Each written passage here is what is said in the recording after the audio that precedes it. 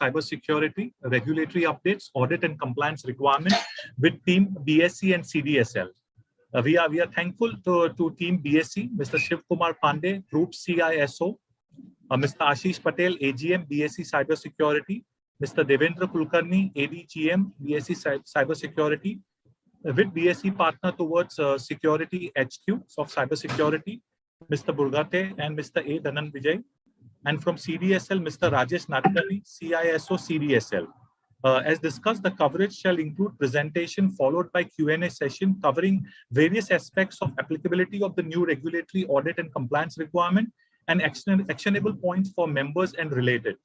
On that note, I would request Mr. Lalit Mundra, Chairman BBF, to present the welcome address, please. Lalitji, over to you, sir.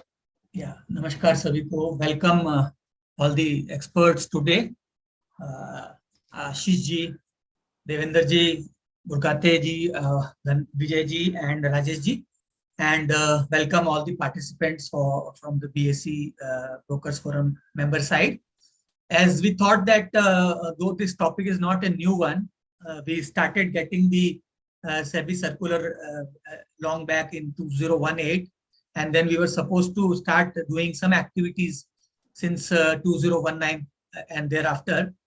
Many of us have been doing it sincerely and knowing the subject also well, but still we thought that there are some people who still need awareness, and maybe the people who are not in the technology side, the broking firm, are not so clear what exactly are the requirements. So we thought of doing this seminar today, and we already know of some of the terms like BAPT or STQC and something like that. And I also have an impression that the requirement that back office vendors are supposed to have STQC certification, but they are not having so. And we all are still continuing to write in our audit reports that this is the stand taken by the back office vendors. And similarly, there could be many other areas which maybe I am not also fully aware, and participants may also not be fully aware. But therefore, this session today, and I am so happy that we will be covering the subject into very much detail, right from the basics, right from the original circulars of SEBI.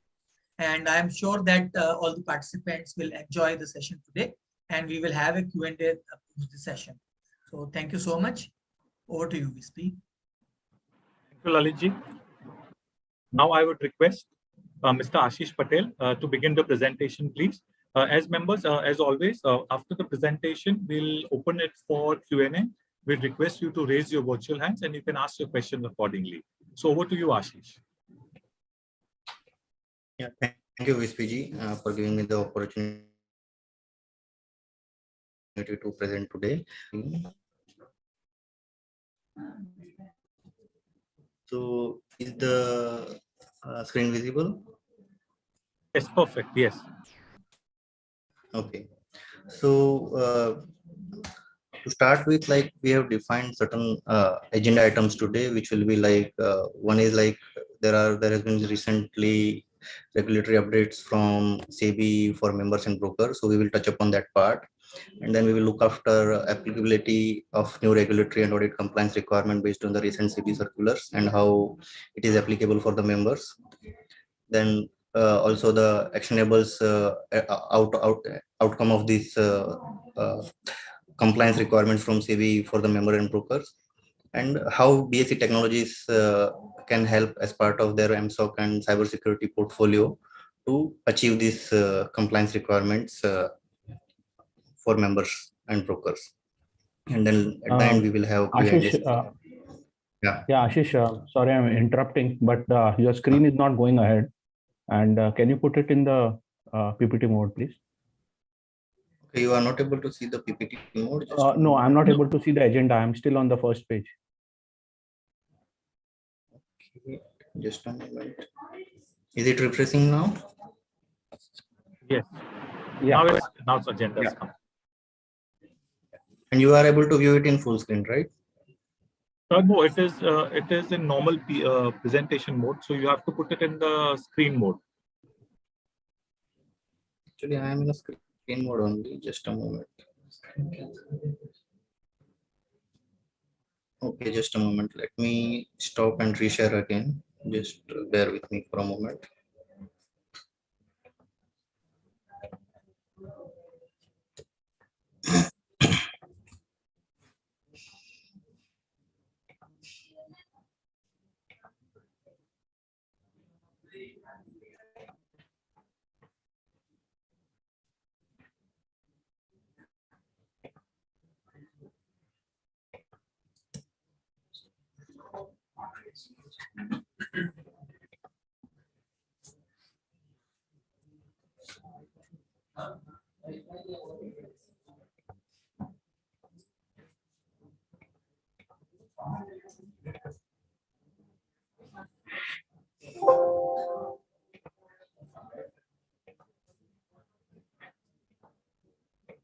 Yeah, is it visible?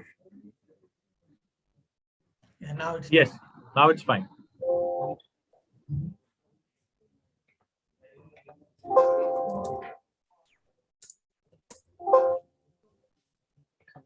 Unfortunately, it is not allowing me to change from here. Yeah. Also, the slides are refreshing, right? If I'm moving forward and backward.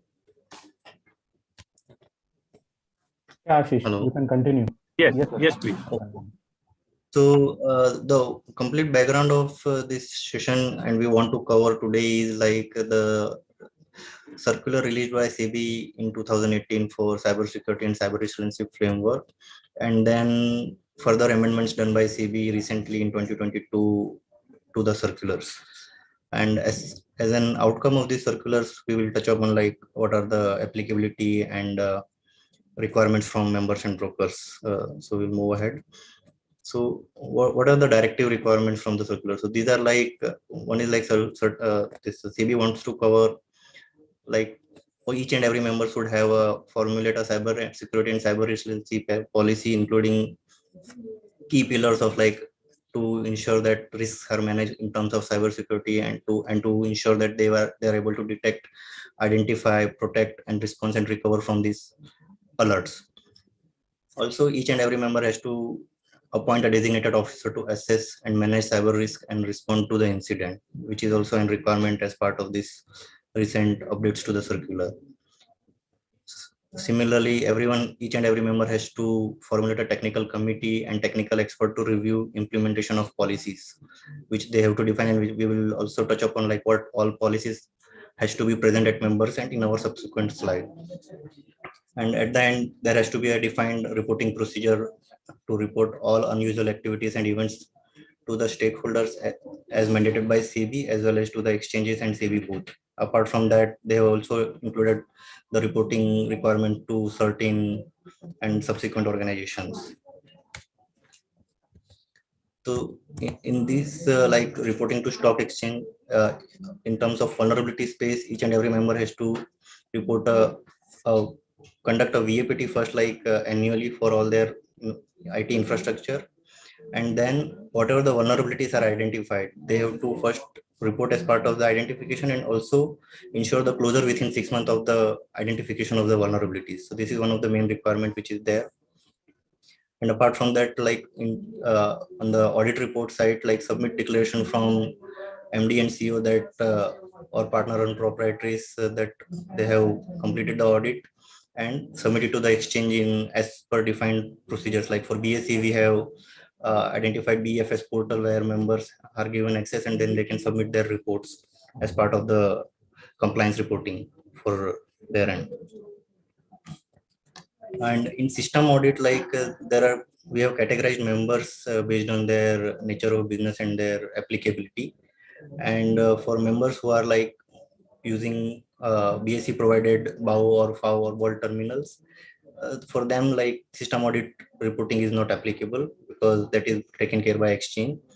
But other types of members who are categorized under category 2 and 3, who are having either 10 office locations or having more than 50 terminals, for them they at least audit has to be performed twice in a year and reporting has to be done accordingly.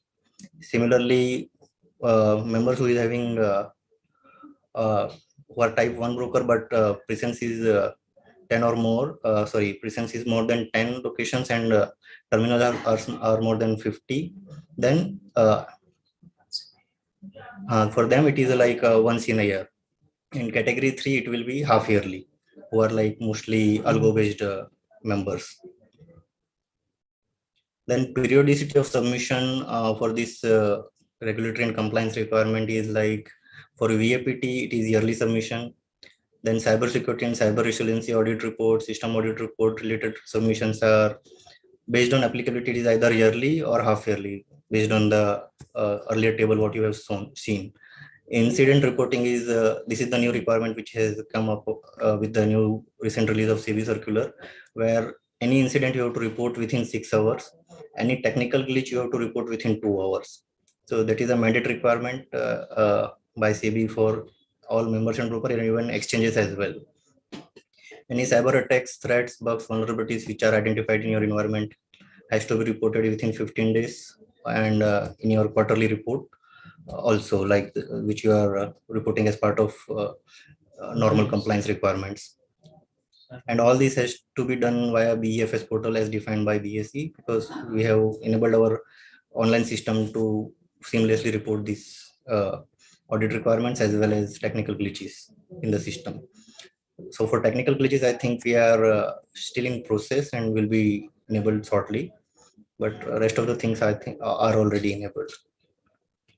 Similarly, as I mentioned, like based on the SEBI circular, like what all things members has to be maintained and ensure that they are available with them for in terms of cybersecurity and system audit requirements. So one is like cybersecurity policy, which is falling under process domain and is mandatory for all type of members, be it they are type 1, type 2 or type 3.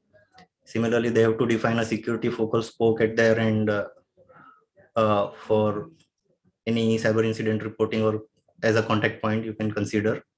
Then information security forums, which is like basically you have to conduct tabletop exercise and periodic exercises of simulation to ensure that your security is up to date and it is not compromising in the sense you have to simulate that your controls are effective. Similarly, you have to define incident reporting procedure, asset management procedure. These are all the documentation and policing procedures which you have to maintain. Acceptable use policy for the IT infrastructure, access management for user addition and deletion, authentication of strong password. So you have to define policies at your end that like administrator or whoever are the servers which are used in your environment are having at least minimum 16 character of password. So this kind of policies has to be there. For critical system, it has to be, or the customer facing system, you have to ensure two-factor authentication is in place. Log management and user access management records to be maintained for 2 years. So this is a minimum retention requirement for all logs of your system. So in case of any investigation or forensic, it can be relooked. Then you have to also define policy and tool to regularize internet access. So here basically you have to control internet access in your environment so that no unwanted or unauthorized activity happens or any malware propagate on your environment. Separate zone VLAN for algo based terminals. So this is for algo users where if you are using that, then you have to have separate setup or network segregation enabled. Firewall must be in place, IPS IDS must be in place, antivirus must be in place, encryption of critical data over motion and rest both has to be in place. Your all the information must be which are going in or out or users are sending or accessing through your system must be classified properly so that it is identified and known that whether the information is confidential, public or private, whatever it is. Then whatever the IT infrastructure you are using must be hardened based on security standard, like you can use CIS standards or NIST framework to identify the security controls and accordingly apply those. Then the application security for IBTs, portals, officer apps, so whatever the in-house applications or you are buying from any off-the-shelf applications, then ensure that is having proper security attestation certificate or properly tested for all the security requirements and certified by OEM internally or by third party. Then patch management has to be in place. VAPT for internet facing system, that is also a mandatory requirement. Monitoring and detection. So this is basically your security operation part, where you have to ensure that all your systems are monitored for any security issues, be it vulnerability, be it any malware or anything else. It has to be continuously monitored and accordingly acted upon. Then response and recovery, basically a process where if a attack has happened in your environment, or if you are identifying that something is malicious going on, then to how you can how you will be responding to those incidents. So that policy and process document must be in place in case of any such situation, that has to be assessed and processed. Then similarly, RPO and RTO of your systems must be defined wherever you are maintaining more than one site. Then security awareness training, which must be you must be keep on doing for all your users and employees and vendors, so that they are also know that what are the policies and controls applicable for your organization, and what they should do and they should not do, do's and don'ts in terms of security. Then further, CB has also defined like technical glitch requirement, where any technical glitch reported in your environment or identified in your environment, you have to at least report immediately to the exchange. Then just a moment. Yeah. And similarly, then you have defined like what are the mandate requirements for the members and brokers. So members and broker must have a policy defined at their end for technical glitches, so that in case of such situation, they know that what action they have to perform, and where and to whom they have to report. Technical glitch they have to report within 2 hours to the exchanges. And for BSE, we have defined the mail ID as technical glitch at bseindia.com. Then preliminary report of your technical glitch along with basic or RCA you can consider has to be given within T+1 days. And then a final RCA must be submitted within 21 days along with preventive actions and actionables you have defined, so that the similar incident do not occur in your environment. So for that, format is also defined in the circular what we have shared earlier for technical glitches. So that is already available on BSE India's notices page. Then similarly, SEBI has also mandated to enable multi-factor 2FA. So we have also defined like what is 2FA and how members should look at it. So 2FA is like to ensure that apart from your first factor authentication, which can be like ID or password, there has to be some other factor of authentication, be it a human, a knowledge factor, or a possession factor, or a inheritance factor, like your biometric is like your inheritance, which it will be with you. A possession factor is like you have some keys or token with you, which you can use to authenticate or prove that you are the authorized person. A knowledge factor is something which is your password or security questions you normally follow, or PIN number you set in case of like when you are accessing your mobile or any other applications. With this kind of 2FAs you can define. Yeah. So from here on, I will hand over to Nilesh to take over the cybersecurity part. Yeah, Nilesh, are you there? Ashwini is here. Okay, Ashwini, so you can take over. Yeah, thanks. I can take it over from here. Thank you, Ashish. From here, here I just wanna describe, how the attack trend is look like in the financial market. So we all know that the finance sector continue to be victimized by financially motivated crimes such as phishing or stolen any credential information, banking information, credit card information, and all of it. So we have taken this statistics from, and the resource for this is the Verizon Data Breach Investigation Report that is published in 2022. So what we are seeing here is we have seen 2,527 total incident in the finance and the insurance market, out of which we have identified that 690 with a confirmed data closure. In the incident 690, there will be a data closure or any kind of breaches happen.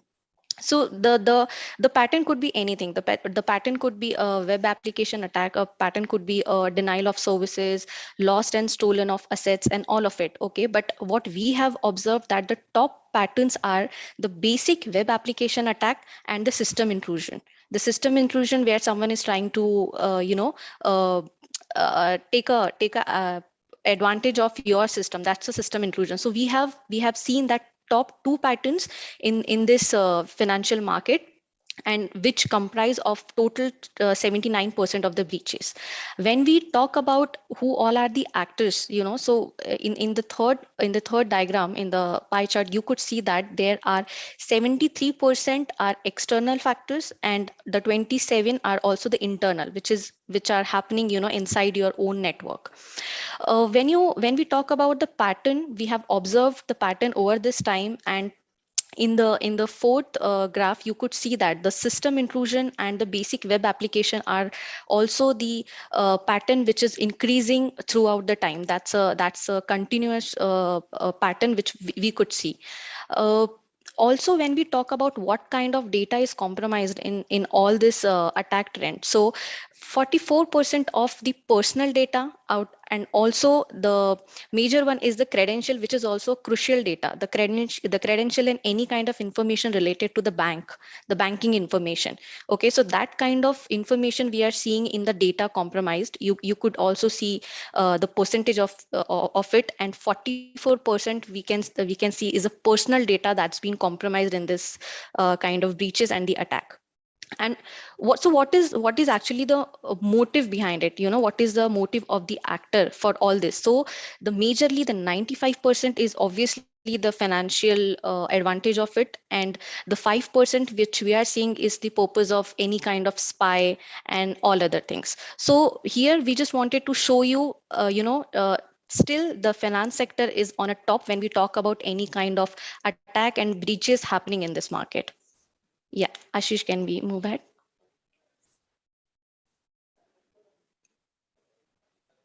Ashish, can you switch the slide, please? Yeah, thanks. So here, this is the service architecture which we wanted to show you. So I think so far Ashish has talked about what is all the control which need to be placed for all the broker members in terms of to comply with the SEBI circular, which has been published in December 2018.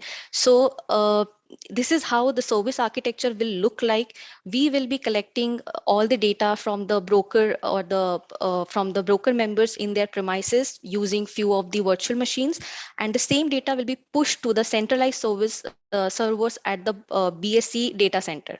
Okay, and this is how our team from the security operations center will be having the remote access to do the 24/7 monitoring of all the incidents. Also will be sending the alert of any kind of incident, will be taking the remote action and the responses, uh, and will also notify to the members if anything is happening in their environment by raising the incident ticket.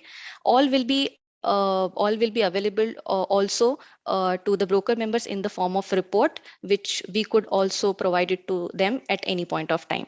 So this is how the service architecture will look like, where the partner SOC location will be having a 24/7 operation. The SOC operates 24/7. The team will be available anytime, be it a banking holiday, be it a Saturday, Sunday, any time. Okay, that's a 365 days service which we provide, and the member brokers and all the DPs will have access to all the peoples, the security analyst, and also the technology and the process control which we have in place. And what we expect from the member broker side of it is to provide us with a few prerequisites which we will be needing to deploy our technology, and obviously some kind of support in terms of setting up this whole security operations center for them for the monitoring purpose. Yeah. uh, Ashish, move ahead, please. All right. So here, this is basically the responsibility matrix where we want to show you what will be the responsibility of the partner SOC, what will be the responsibility of BSc technology, what will be the responsibility of broker members, and also the SEBI, which is the major exchange body. So here, as a SOC partner, we will be responsible to provide you to ensure that your organization is 100% compliant to this SEBI circular. Okay, you will be having all kind of technologies, you will be having all kind of process, policies, and controls in place so that you are 100% compliant. That's the responsibility of SOC partner. As a SOC partner, we will be providing all this to the member brokers.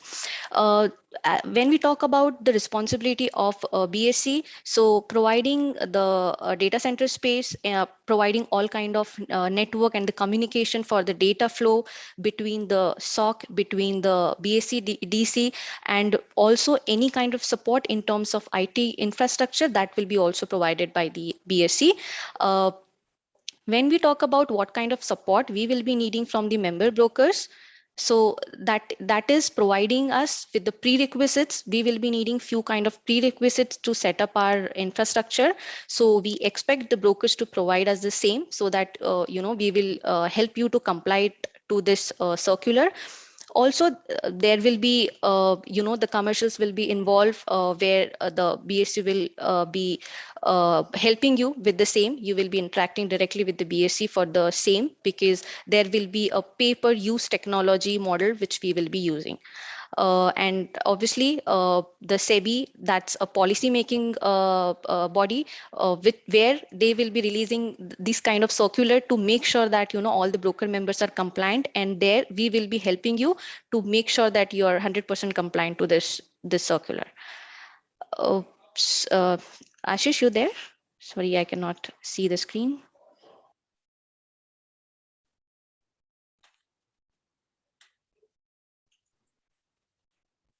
I think we should wait maybe 2 minutes. He might rejoin. I'll just call Okay. Yeah. Sure.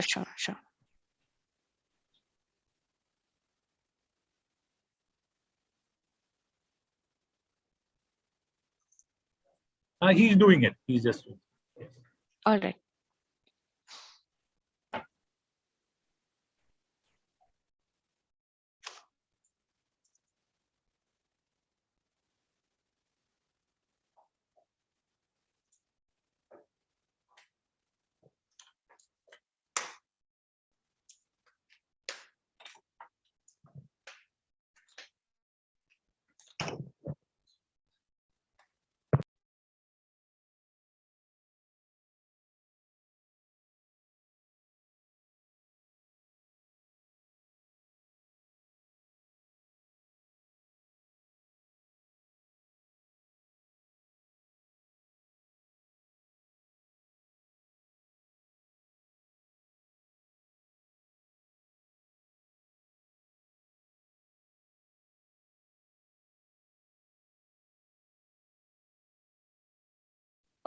I think Ashish is facing some issue. I would like to share my screen. I'm just sharing my screen. Can you just confirm if you can see this? Yeah.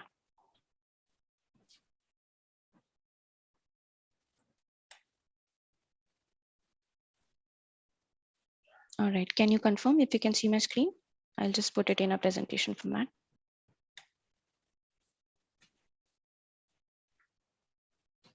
Is my screen is visible to everyone? Yes. Okay. All right. Thank you so much. Meanwhile, Ashish will join in. Sorry, my laptop was suddenly switched off. So no problem. Ashish, I'm sharing my screen.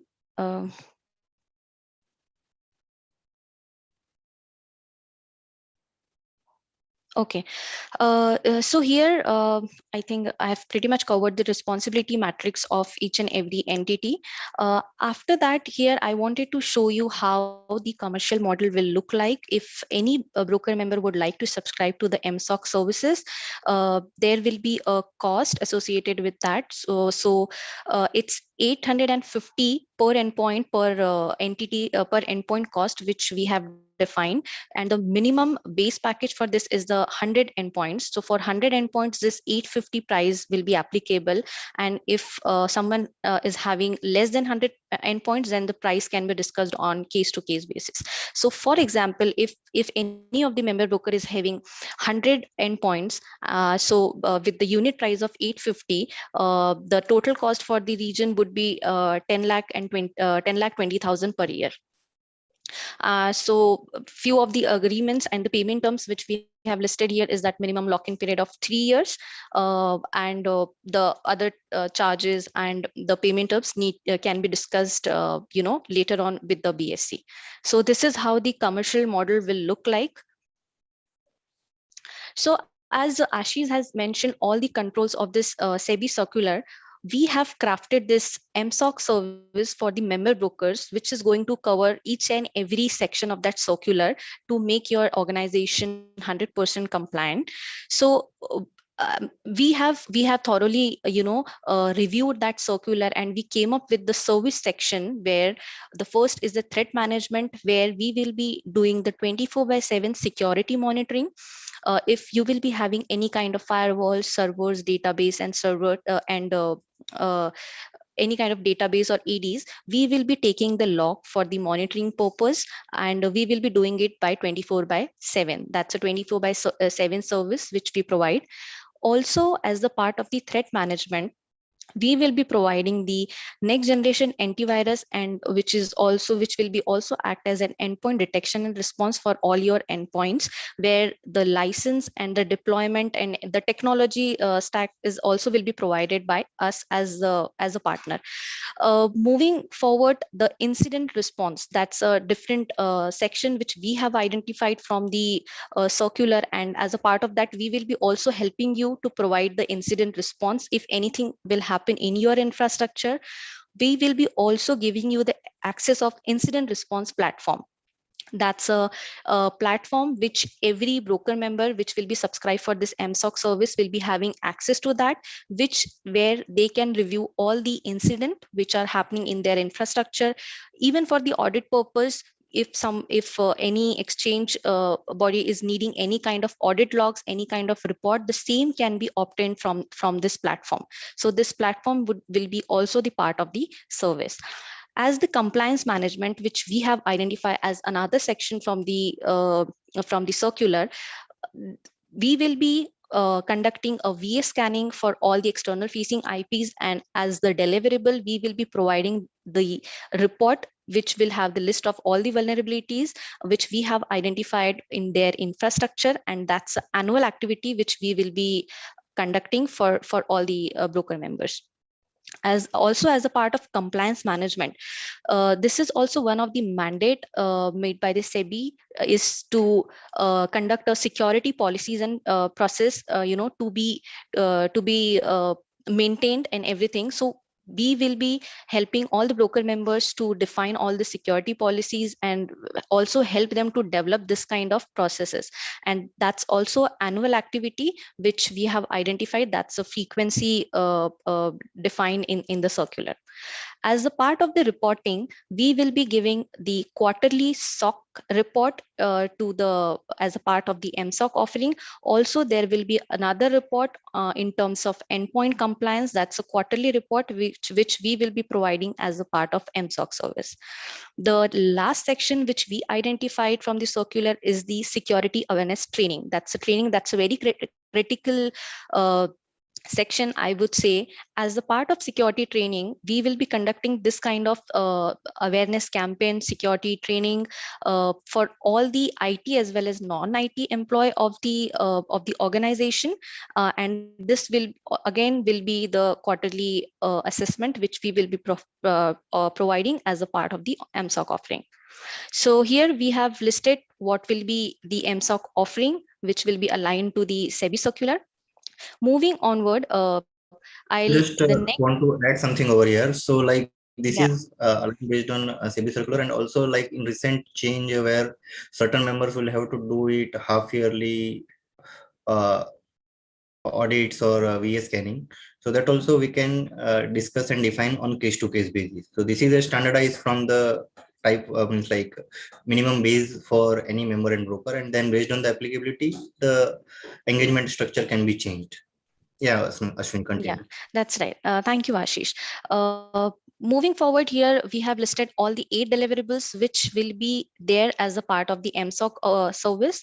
So I have already talked about what will be the offering. So here, what will be the deliverable as a part of this MSOC service? So very first is the security incident monitoring and response. That's a mandate which we will be providing using our Global Security Operations Center, which you can see on the right hand side, and the whole service will be 24/7 and 365 days.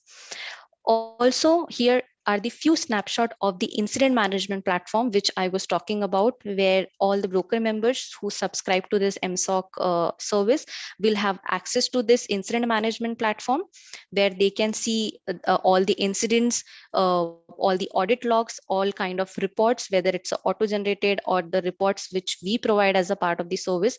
They will have access to this platform, and they can get any kind of information, even for their audit purpose, from the platform at any point of time.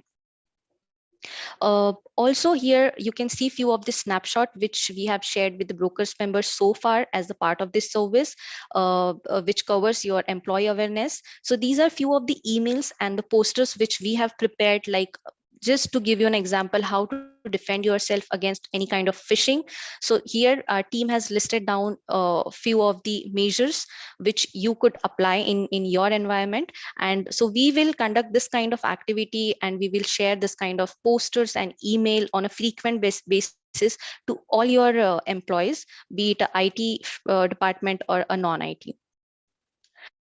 Another part of the deliverable for the MSOC service is the vulnerability assessment and penetration testing, which Ashish was saying earlier, which is also a mandate of this circular. However, the frequency, like if it's a quarterly, if it's a half yearly, that will be discussed by case on case basis, because I think that's a different for the different type of broker for type 1, type 2 and type 3. So here on the right hand side, you can see the few of the snapshot of the report which we share with the customer as a part of this VAPT. Once we conduct the vulnerability assessment and penetration testing, we share this kind of report, how many vulnerabilities we have identified, how many of them are critical, how many of them are high, what kind of recommendations, the kind of recommendations are also there in this report. So this is also one of the deliverable. Another deliverable in the reporting side of it is the SOC quarterly report. So on a quarterly basis, we share this report from the SOC to all the MSOC members. Here you can see all kind of, what is the suspicious and the malicious activities which we are seeing in your infrastructure. Any kind of statistics related to the endpoints, what is the current status in terms of license, in terms of attack, or so all this information is there in the report. Also, if required, our team can get on a call with the end customer and walk them through all these reports and the recommendations. As a part of this service, another deliverable is the managed EDR quarterly report. That's also a mandate which is there in the circular. As a part of that, we share on a quarterly basis this endpoint protection status report, which will give you an idea about all your endpoints, the status update, the license update, if any kind of activity, malicious activity is going on, the risk factor, all this information you will be getting as a part of the endpoint protection report. That's a quarterly report which we provide. As another deliverable, the documented policies and procedure, that's also one of the mandate. So we will be helping you to establish this governance framework, documenting and formulating all kind of security policies. We will help you to achieve this, as this is one of the mandate in the circular. The last deliverable which will be there as a part of the MSOC offering which we offer is to conduct the SEBI compliance audit report. So we will be also conducting the audit as per the circular given by the SEBI, and as a part of the deliverable, we will publish the report of that audit at the end. I think that's also the frequency is already defined in the circular. So all these are the deliverables which we have crafted as a part of the MSOC service, which is completely in line with the SEBI circular published to make your organization compliant. Ashish, over to you. Yeah, if can you just move to the next slide? I will Sorry. Okay. Yeah, so just a moment. Yeah, apart from the services crafted for from SEBI circular point of view, BSc technology offering other host of cybersecurity services which are listed over here, like in terms of cybersecurity gap assessment service, which will help you to identify the controls and current stature of your cybersecurity implementation, and then what improvements are required for that. Similarly, cyber forensic services. So in case of any incident has happened in your environment and then you want to investigate the root cause of it, so that can be also provided as from BSc Technologies directly or by their partner. Then brand monitoring services, basically today's most of the attacks are social media based and social engineer based, where attackers are trying to spoof your identity, be it your brand or be it your key users, MDCO or anyone else in your organization who is at key position, and try to misuse it for their own benefit. So brand monitoring services help us identify any misuse happening with your brand, and if anyone trying to do any misuse of it, so that is covered under brand monitoring services. Then cyber audit services. So apart from reporting, we are also providing cyber audit services, where from compliance perspective there will be an auditor assigned for you and then can perform a audit activity for your organization, then which same can be submitted to exchange or CV wherever it is applicable.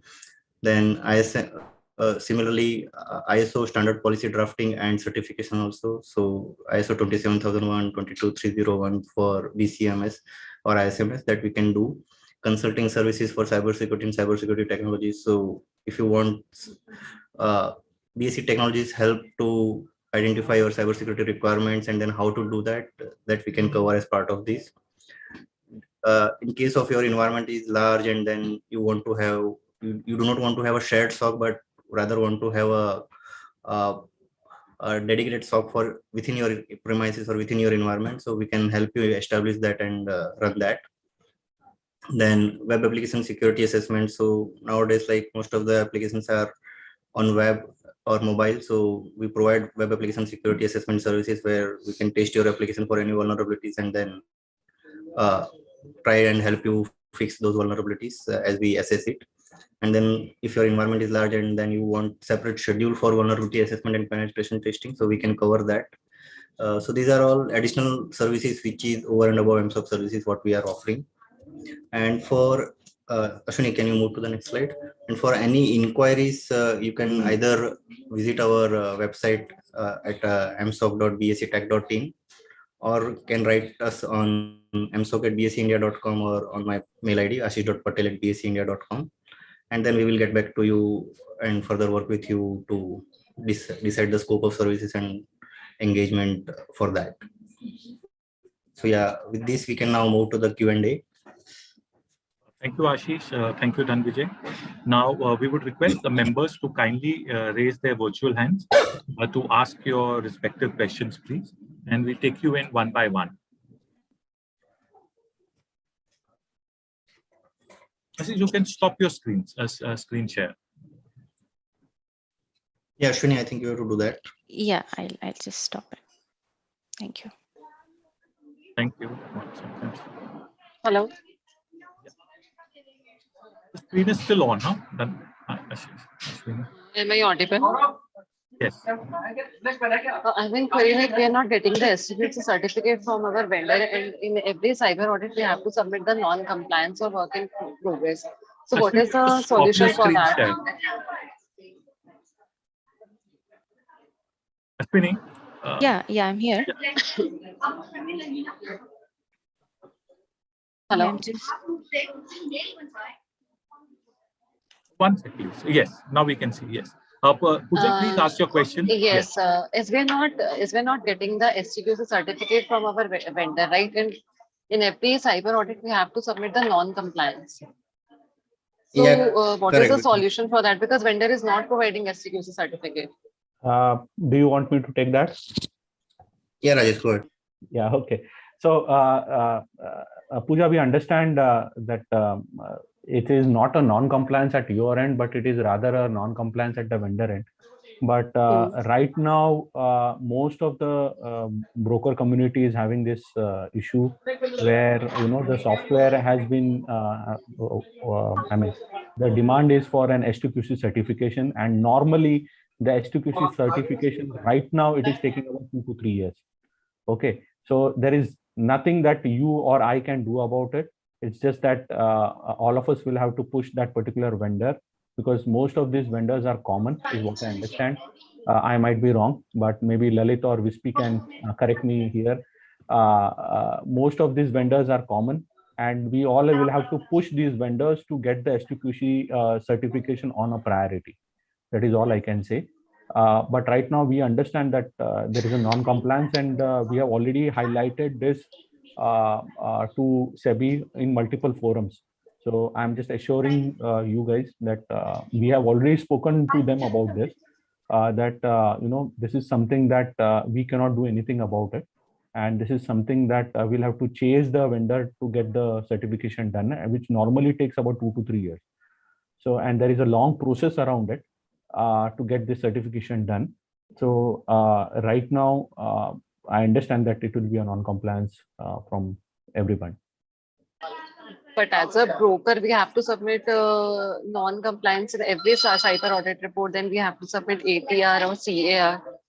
No, see, we understand that, madam, but the problem is that this, as per the circular, we'll have to take the necessary action. And this circular has come from SEBI. We have already made this point clear to SEBI that, this STQC point, regarding this STQC point, we are also, asking the forum, that is your forum, to put it across to SEBI as well. Maybe Vispiji or Lalitji can help us around this.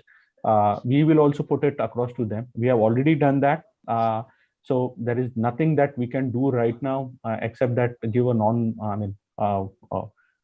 non-compliant certificate and tell them that the vendor is in the process of getting it. Yes, yes. And then one last question also. Sure. Like recent circular which has been issued by the SEBI in the cyber modification. So for that, we can coordinate with BSA also. They will do the VAPT. See, right now the ask is what I understand from the circular is that it has to be a certain empaneled Yes, VAPT. Okay, Mm. so I think for your normal, Ashish, you want to take that or you want me to answer that? Sorry, go ahead, Rajesh. Actually, I was looking at Q&A So- section. You can continue. Yeah. Okay. So, madam, right now, I think the ask is for a certain empaneled auditor to give you a certification. That is what I understand from the circular. So, you'll have to check the credentials of the vendor, whoever you are selecting, before you ask them to do a VPT of your systems. But as ma'am told us that BSA would be providing the AMSOC services. Yeah, So in correct. that I was about to touch upon that part. So we have also Hmm. cleared this year empanelment requirement of certins, and all the formalities are cleared. Only the background check is going on. So we will be also getting a clearance from certin as a certain empanel vendor soon. Means like Okay, this so year, we can. yeah, they will. You will find that our name is there listed. Okay, so we can take the services from BSA also, right? Yeah, it's a BSc technologies. Yeah. Okay, sure. Thank you so much. Thank you.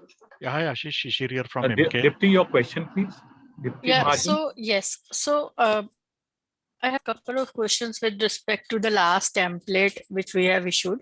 So like my first question is again on the STQC.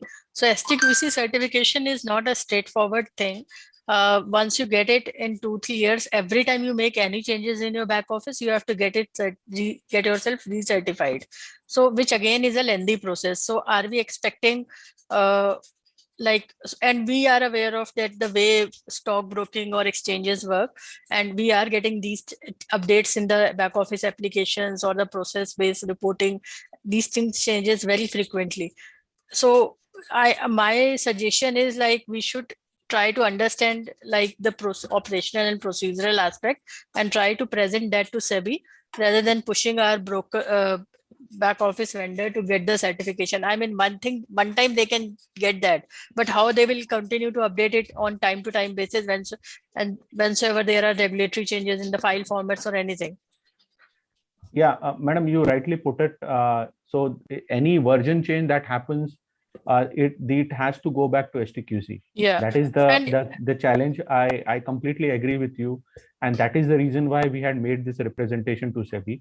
But till now we haven't heard anything from them, or neither they have come out with any clarification. So I think it would be better that both us as well as the brokers forum make some kind of a presentation to them, so that our representations can be answered. And so the other thing which I have queried about is like on certain advisory. So recently there was a certain advisory which was issued on 8th of March. And I mean, my suggestion is like the information security team of exchanges and all the people who are working on the circular should actually try to understand the implementation piece as well, rather than just forwarding it as in circular and then saying that adhere to these guidelines. I mean, we need to understand like what is relevant for the business or not. So if you talk about the last advisory, it says that you should inform the details of CISO. I mean, SEBI or exchanges have never mandated brokers to appoint a CISO, like how you can tell us to inform details of CISO, and then exchanges like NSC and you guys, you add it in your template also that have you informed the details of CISO or not. So I mean, if you are saying that you need to appoint a CISO, then you need to give us a clear-cut directions on that. It should not be something that, okay, you have forwarded us an advisory and then you expect that to be implemented as on 31st March even. And because you have added all those things in your template, which you have issued as part of cybersecurity framework of 31st March, without defining clear-cut timelines on the implementation, without saying that, okay, if on the policy piece, it's always advisable that you give us time for implementation and a clear-cut guidelines. Okay, this is expected from a broker and this is expected from a member who is, and that too, you need to also categorize on the nature of trading people are doing. If a person is not having IBT, IBT, STWT or SOR, then that control might not be even relevant for them, right? So that clarity is needed on exchange side as well while they are forwarding all these guidelines and circulars. So yeah, so basically we are trying to cover as much detail in our notices while we are issuing that, so that it is more clear and transparent. But let us see if what more improvements are required, and accordingly we will also include these suggestions. But Ashish, I'll just make a point here that the requirement for a point of contact for security was always there. No. So it's for designated official. It's not for correct. CISO. Yeah, correct. So designated official is pretty much there. Now, if you want us to appoint a CISO, so the term or the certain guidelines specifically asks about CISO and not a designated official. Yeah, madam. But the point that I'm trying to make is that this is not a circular that has been mandated even by SEBI. This has come from Government of India. Okay. Yeah. So I don't think that we even have a forum to oppose or contradict or even to make any changes in that. So it's not about contradicting or accepting. It's about understanding the requirement and its applicability on our business model, which always prevails. Business. Madam, that particular circular, the certain circulars are applicable to each and every organization in India. So it is not just the brokers or the exchanges or anybody. It is applicable if you read it. I don't know if you have gone in depth in reading that. it is applicable to every organization in the country. So are we it saying is, that anyone who is operating on internet needs to have a CISO in place, whether it's a 2-person organization or a small shop or anyone? I mean, I'm sure that in all these organizations there must be representatives from financial industry, and all these people must be submitting their point of view as well. I'm not sure so if that is what, madam, we'll have to make some kind of a representation in case if we feel that some of these points are not relevant, or maybe they are I would say not in line with our businesses. So we'll have to make some representations to not only the government but also to our regulators, so that they get a fair idea about how these implications are for our businesses. So that is the point that I'm trying to make. then another one which is there in your reporting format is SaaS based solution. So I mean, at one place you have added SEBI has forwarded the attachment which they have received as an advisory, and on the other hand they are saying that any critical application. I mean, the scope is pretty much clear what they are expecting, but it's not very clear that what SEBI is expecting, whether they are talking about critical application to be based in SaaS, or they are talking about some specific applications which are exposed, which are carrying some sort of IT risk or risk to the privacy of information that they need, that they don't want to be available on SaaS. So, I mean, we need a lot of clarity on this. There are n number of big MNCs and big firms who are using SaaS-based application on a global platform. And this creates a lot of ambiguity on overall basis, like in the absence of the clear-cut guidelines and clear understanding on the way it works. Yeah, you're right, man. I completely agree on that point. Fine, Dipti. So we'll allow some other people also to join in to ask questions. Sure. Thank you for noting. Thank you. Yeah. Shishir, your question, please. Yeah, hi. Thank you. So I have like two very precise questions. One is there is a definition of critical assets that has been done in the circular. And then there is a sentence that tells us that all systems or all ICT systems that connect to critical systems shall also be considered as critical systems, and you need to do a VAPT. Essentially, that wording means even our endpoints get classified as critical. Okay, number one.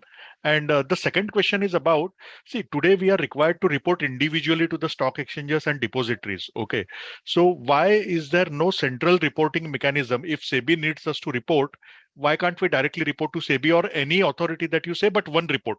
Because the report is essentially the same. Now, someone wants an email, someone wants a web format.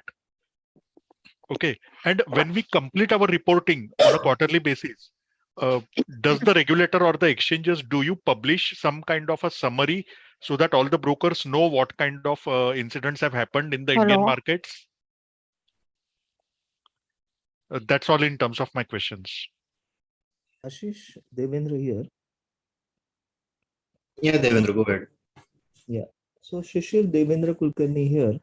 The first part you touched based about was the critical assets. There was other question also in the question group as to whether the outsourced activities or vendor who has been outsourced with some activity should also be considered under the critical assets, and certain activities related to those outsourced activities should be undergoing the requirements whatever has been shared by SEBI. So let us see as to what it means and what it has been mentioned.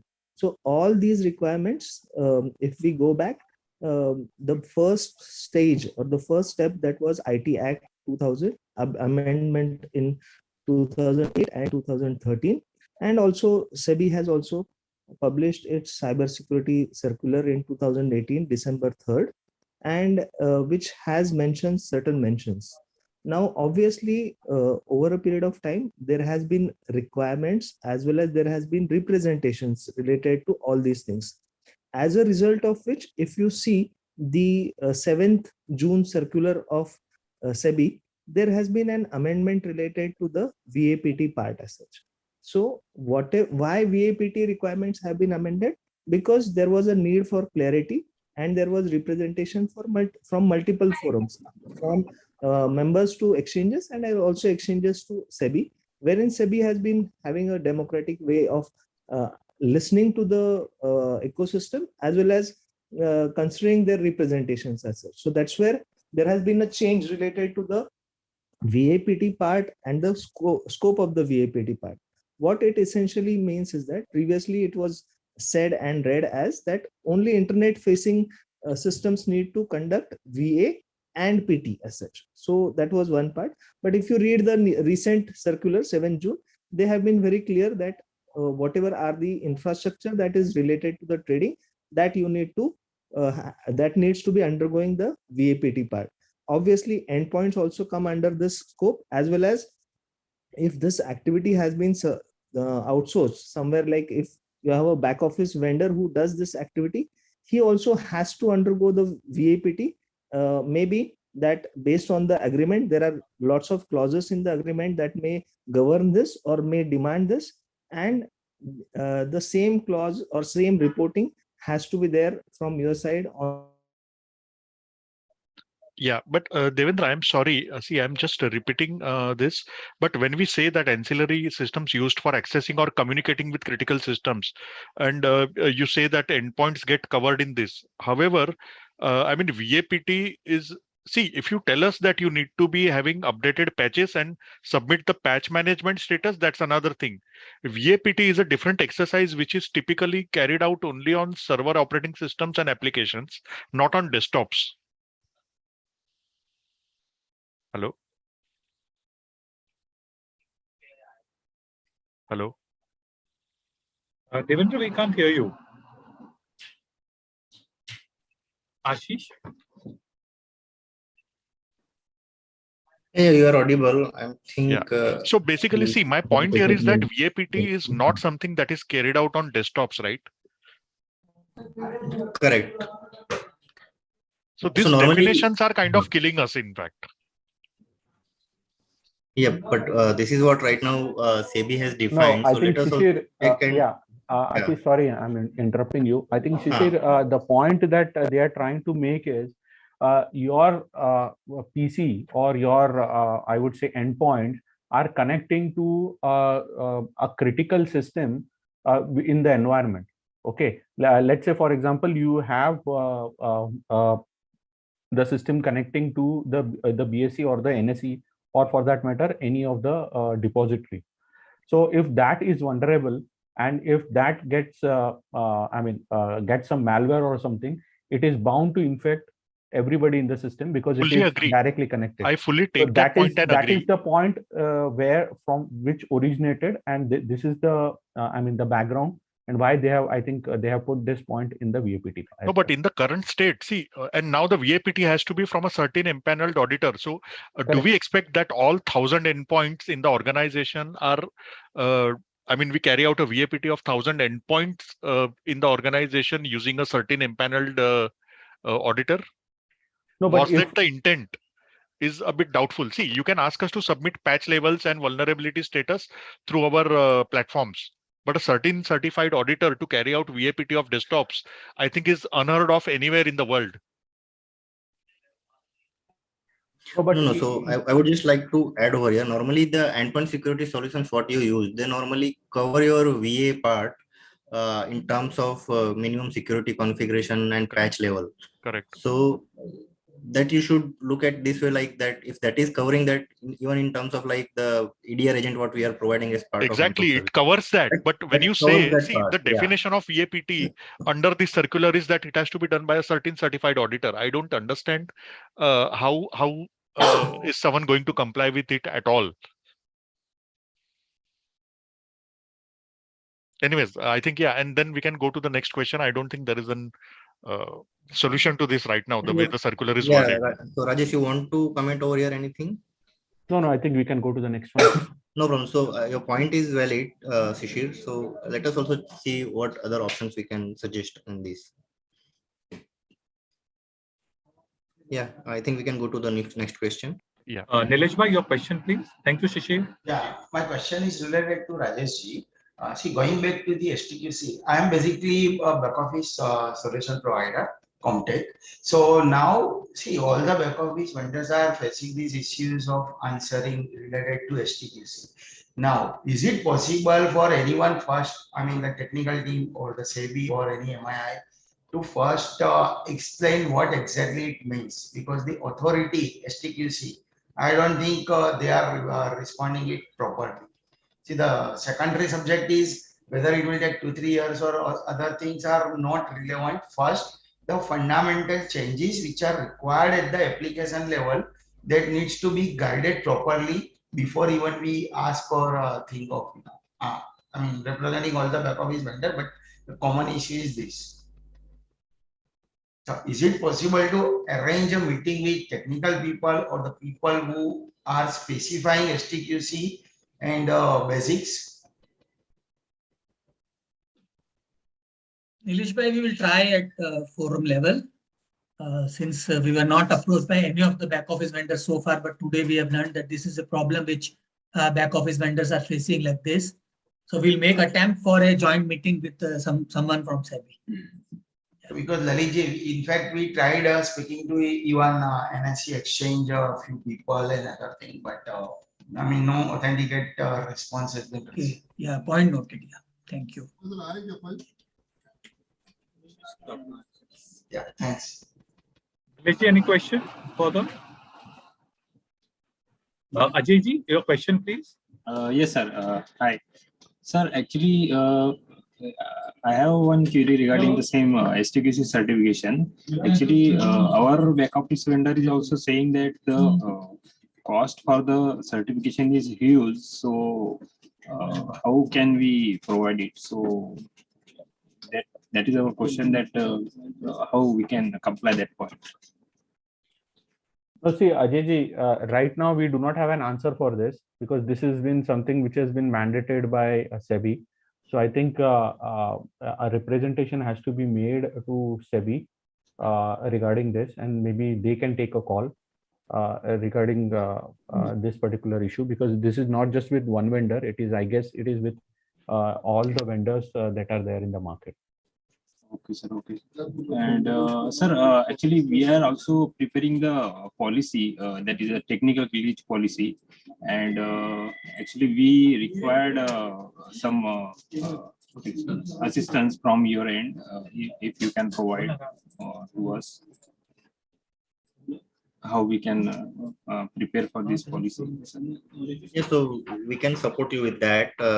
You can just write me an email, and then we can have a meeting set up and then accordingly take it forward.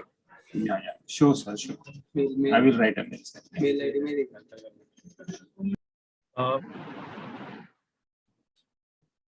Mahesh ji, your question, please. Yeah, hi. Hi, good evening. My question is, as we are preparing a VAPT reports with a certain M-panel vendors, as we have only the partial reports, can we submit the same to the exchange? So what do you mean by partial reports? Means like as for the circular that we need to conduct with the all critical assets. Section just now discussed that all the certain desktops and servers are related to all the information as per the circular. So we have completed the 50% of VAPT testings. Okay, the same reports can be upload or send to the. Say that like you are still in process of performing VAPT while the compliance requires you to submit the report by this quarter, and you want to submit whatever has been completed and then what is pending. Yes. I have to check that, but yeah, you can submit the same, or rather you write an email to us and let us just check and then give you a confirmation whether it will do or not do. Okay. And one more question I have. And what is the difference between the incident and the technical glitch? How we have take a scope and what is the kind of the incident and what is the technical glitch? How we can identify that, which is bifurcated with the incident and technical glitch? Can you please explain about that? What is the incident and the technical glitch? Yes, so when you talk about incident where you have like your system has been abruptly impacted due to internal or external factor. Technical glitch can be due to some bug or some misconfiguration, which is like done during. So I'm just giving one of the example. There can be Okay. many more, but this is one of the example which you can consider, like incident where some external factor or internal factor purposely or unpurposely impacted your system, and then your users are also impacted. Technical glitch is something where due to while system is appropriately configured and running properly, but still there are some misbehavior observed due to bug in the software or hardware failures, so that you can consider as a technical glitch. Okay. Thank you. And this is external source, right? Whether the exchange connectivity goes off, then we consider as incident. Sorry, come again. When you say exchange, Exchange connectivity, say lease line got down. Okay, so that it is it considered will as be considered as an incident because then your business is impacted, right? okay. All right. Thank you, guys. Question from somebody called Freedom is reflecting on the screen.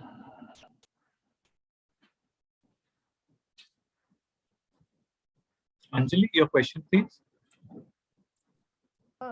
Sir, I just needed some clarity on this particular point. Anjali, we can't hear you. Am I audible now? Yes. So, I needed clarity on this point. Additionally, the stockbrokers and depository participant whose system have been identified as protected system by NCIIPC. So, what is that? I mean, this particular point, for whom is it applicable? What are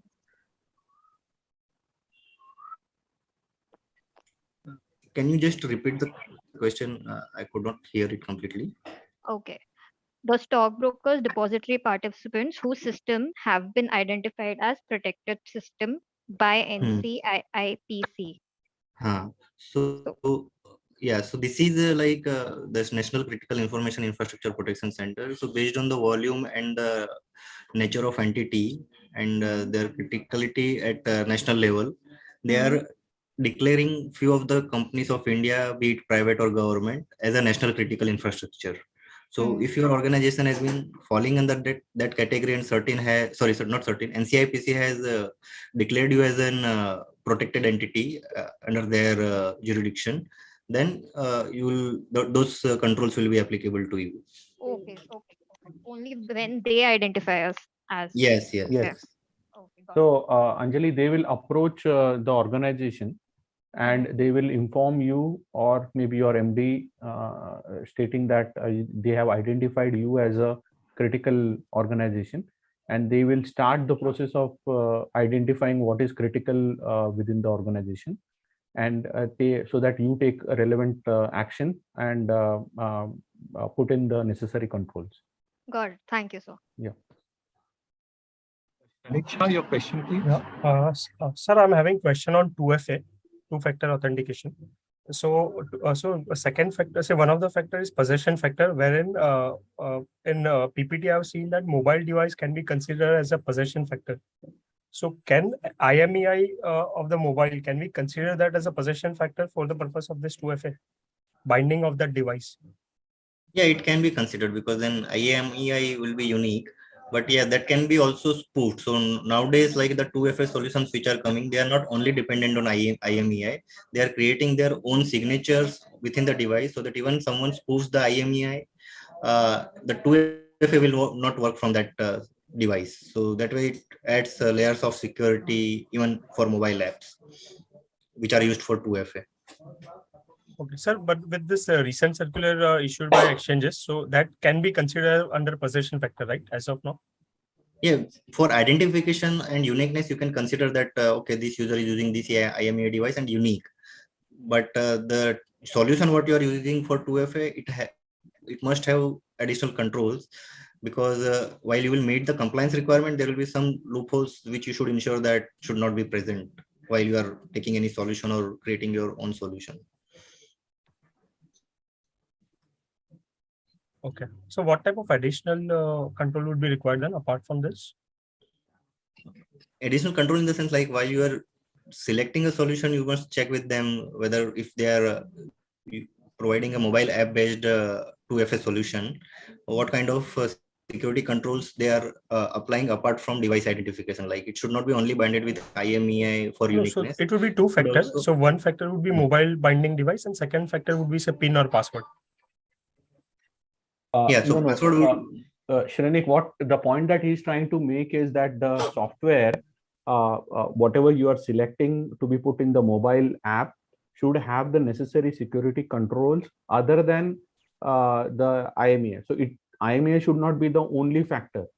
So it should have the necessary security controls in place so that in case if there is any spoofing done for the IMEI, it will not work. The two-factor should not work. That is the point Ashish is trying to make. Okay.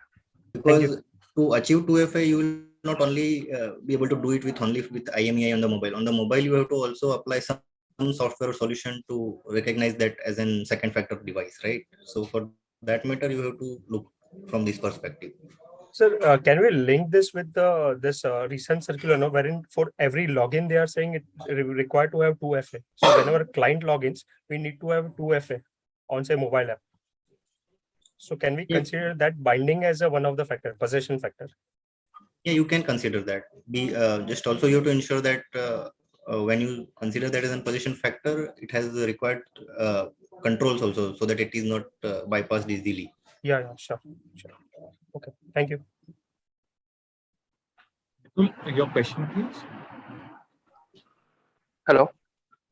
Yes. Yeah, I would like to have a more understanding on the log management requirement that is applicable. We need to maintain logs for 2 years. So what all logs that needs to be maintained for 2 years? And also there is a recent certain direction that tells us that, that certain logs that needs to be stored, or in fact, all ICT logs needs to be stored for 180 days. So, certain 6 months, yeah. So would like to understand, what logs needs to be stored for 6 months and what logs needs to be stored for 2 years. No. So like the SEBI circular says 2 years. So it inherently overrides the certain circular that anyways you have to maintain logs for 2 years for your systems. So when you look at logs, it is mainly all your server related logs, all your transaction related logs and application related logs. Authentication, authorization you can consider. Then if you are having a web server, all the transaction and sessions happening within the server, your firewall related logs, whatever the session has passed through firewall, IP communication has happened. So generally it covers your IT and data center side, where you need to ensure that your application related logs and your infrastructure related logs are secured. Because when you look at endpoints, your endpoints or end users are normally connecting to your either internal application or internet facing application, which normally passes through your firewall. So when you take perimeter related devices logs and application related log, it mostly suffices the requirement.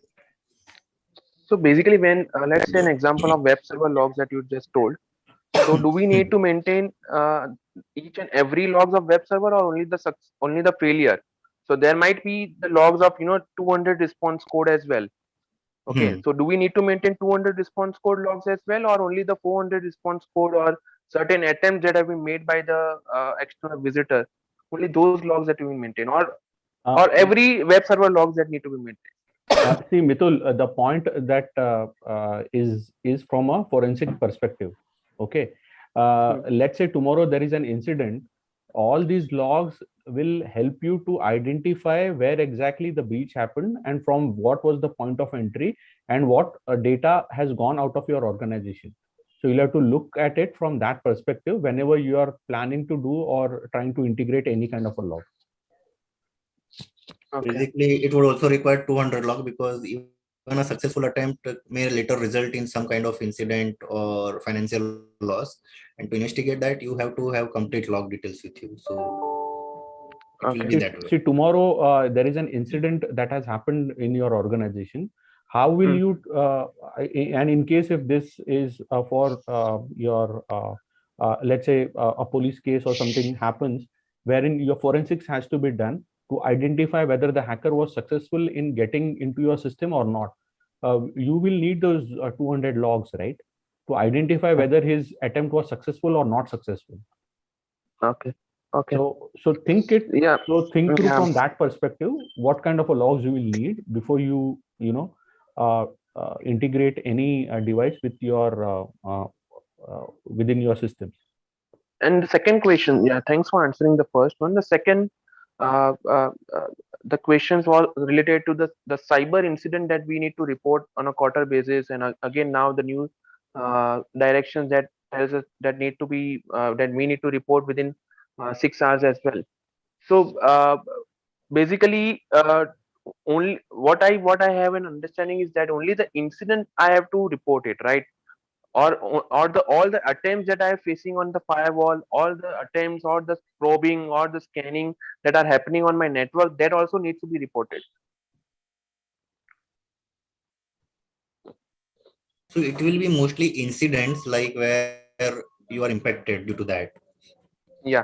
But in certain circular, they also insist for attempts happening in your environment, if you can share. But also we have to look in more clarity for that, and then we can confirm you back.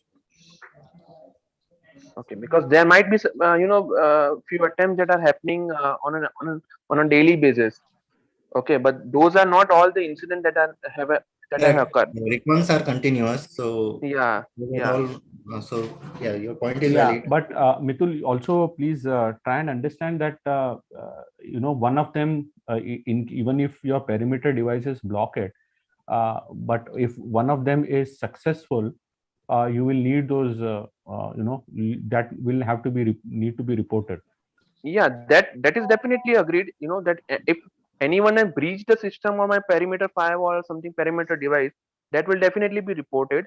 But if someone is probing my network or doing any scanning activity on my network, and that is being blocked by my by firewall, I think that was only the confusion, that if that also needs to be reported or not. So I will also try to give one example. For example, where you have a DDoS solution in your setup, and you have clean pipe solution as well. So it may happen that you are not impacted, and since you have a DDoS solution and your clean pipes take over while there is an volumetric attack on your network.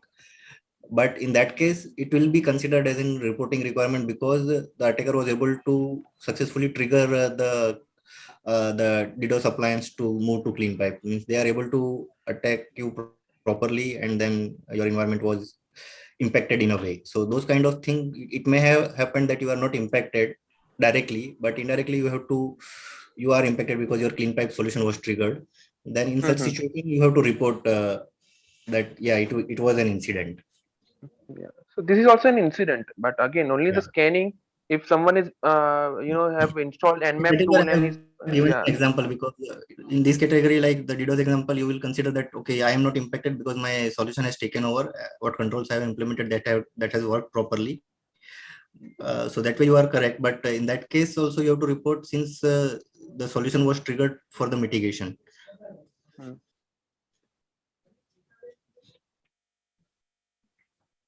Okay. So basically, I'll take that that whatever that is getting impacted to me, or maybe if any Impacted or attempts like that have been yeah, significantly yeah. moving your system uh, means like overwhelming your system and triggering for certain capacity utilization. In such situations, you should report. Okay. Yeah. Okay. Okay. Yeah. Thank you. Thank you. Members, a request to raise your virtual hands to ask your questions, please, if any.